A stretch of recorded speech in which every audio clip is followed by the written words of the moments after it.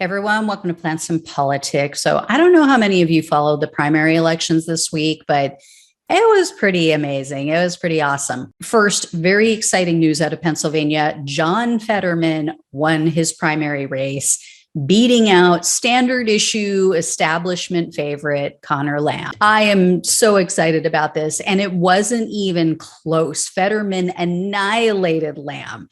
So this is incredible on many levels. It's also very instructive because it proves that a populist Bernie Sanders style Democrat has a winning message, even in a state like Pennsylvania that's barely purple, right? I mean, it's really thought to be more red than anything. And since winning the primary the other night, by the way, from his hospital bed, because he just had a stroke last week, Fetterman has already netted something like $1.6 million. And honestly, I think if anyone is going to pick up the mantle for Bernie, it's going to be Fetterman or Nina Turner. He's a straight shooter. He's a fighter. He's everything but a typical politician, and it really resonates with people. So my dream 2024 ticket would be Turner Fetterman or Fetterman Turner. Let's make it happen. The next bit of amazing news is that Madison Cawthorn is out. He is out in North Carolina. This is the best. Oh my God. Was it the sexual assault allegations? Nope.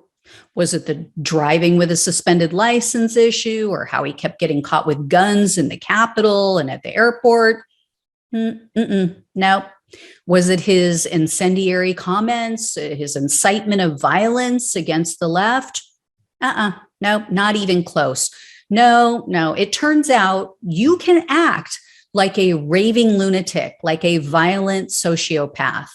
You can endanger other people's lives, and you can absolutely, for sure, assault and harass women and still be a member of the Republican Party. What you cannot do, what they absolutely cannot abide by, is the two things, actually. One is having a member of their own party outing their after hours sexy time in public. And then two, you cannot do anything that makes you look like you might have homosexual tendencies, like, humping your friend's head while naked, that kind of stuff on camera. And Cawthorn's loss, I was thinking, should really send a little shiver up a few spines, because now I think people like Green and Boebert might realize that there's an expiration date on crazy and useless. It's not a canned good. It's not like, what you find in survival kits. Crazy and useless spoils after a bit, and then it gets thrown out. So anyway, the next bit of good news takes us back to Pennsylvania, where progressive candidate Summer Lee bested establishment Dem Steve Irwin.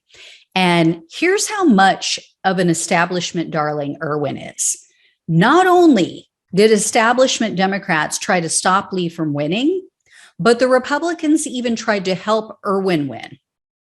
Republicans, a Republican-backed super PAC that's actually tied to AIPAC. If you guys don't know what that is, that's the American Israel Public Affairs Committee. They spent a shit ton of money to take down Lee and to prop up Irwin. And here's the thing. Lee is a Black woman and Irwin is a wealthy white man. So while establishment Democrats wrap themselves in kente cloth and they pretend to give a damn about women and Black lives, Black women in particular, who are the backbone of the party, they actively undermined a Black female candidate in favor of a white elite male, all because they have to maintain control for and keep shilling for their corporate donors. So luckily it didn't work, but Irwin lost by less than 1,000 votes. So that's too close for comfort. And think about that. The establishment Democrats are aligning themselves with Republicans and with a pro-Israel group to keep progressives out of Congress. Another similar dynamic played out in Oregon. Democratic candidate Carrick Flynn was backed by deep establishment pockets. He received $11 million in funding in part from a cryptocurrency billionaire who funds this super PAC, as well as another super PAC with ties to Nancy Pelosi. So the winner in this race was progressive challenger and state representative Andrea Salinas, and she had far less campaign money for this fight. There was also another similar battle in Oregon between the party's blue dog Democrat.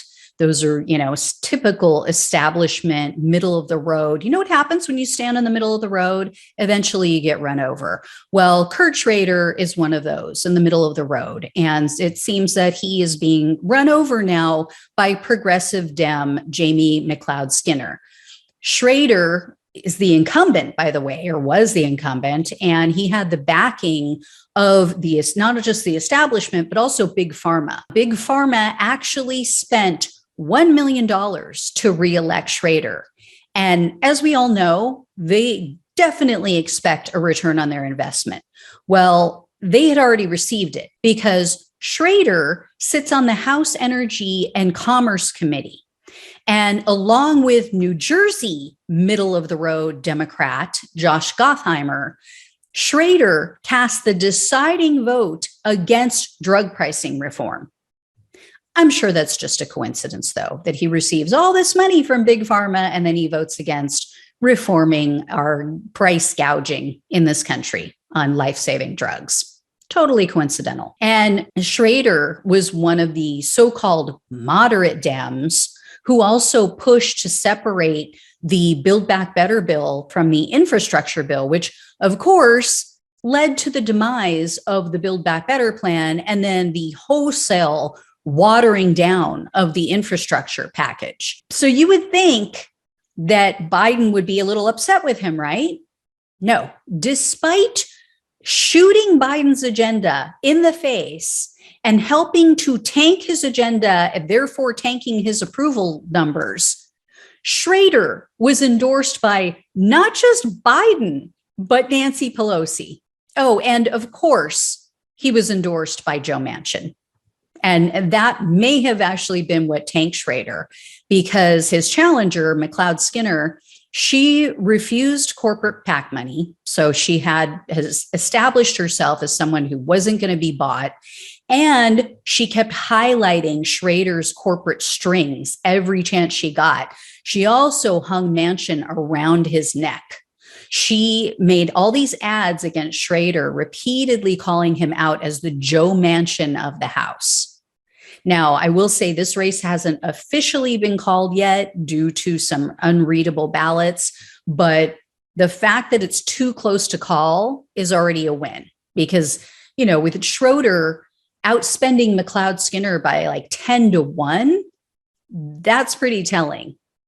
Now, of course, it wasn't all sunshine and roses for progressives. I have to admit, pro-Israel and corporate-funded super PACs spent millions to buy other candidates, to help other candidates. But the overall message that was sent here is we see that this administration is not doing everything they could be.